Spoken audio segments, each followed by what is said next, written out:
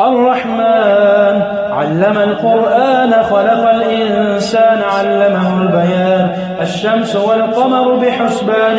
والنجم والشجر يسجدان والسماء رفعها ووضع الميزان ألا تطغوا في الميزان وأقيموا الوزن بالقسط ولا تخسروا الميزان والأرض وضعها للأنام فيها فاكهة والنخل ذات الأكمام والحب ذو العصف والريحان فبأي آلاء ربكما تكذبان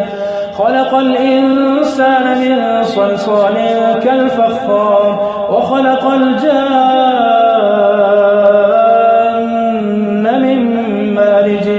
من نار فبأي آلاء ربكما تكذبان رب المشرقين ورب المغربين فبأي آلاء ربكما تكذبان مرج البحرين يلتقيان بينهما برزخ لا يبغيان فبأي آلاء ربكما تكذبان يخرج منهما اللؤلؤ والمرجان فبأي آلاء ربكما تكذبان وله الجوار المنشآت في البحر كالأعلام فبأي آلاء ربكما تكذبان كل من عليها فان ويبقى وجه ربك ذو الجلال والإكرام فبأي آلاء ربكما تكذبان يسأله من في السماوات والأرض كل يوم هو في شأن فبأي آلاء ربكما تكذبان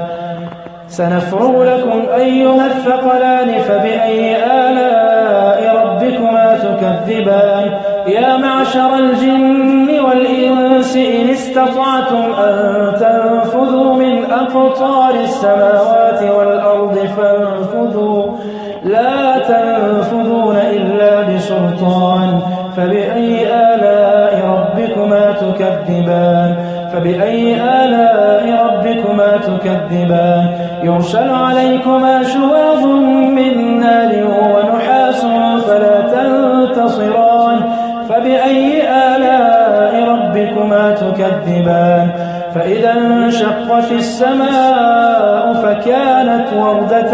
كالدهان فبأي آلاء ربكما تكذبان فيومئذ لا يسأل عن ذنبه إنس ولا جان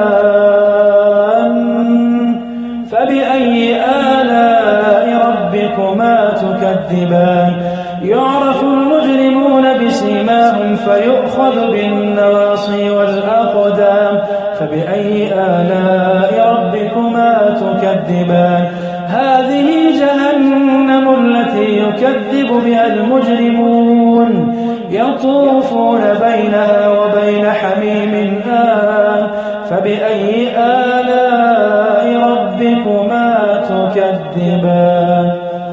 ولمن خاف مقام ربه جنتان فبأي آلاء ربكما تكذبان ذواتا أفنان فبأي آلاء ربكما تكذبان فيهما عينان تجريان فبأي آلاء ربكما تكذبان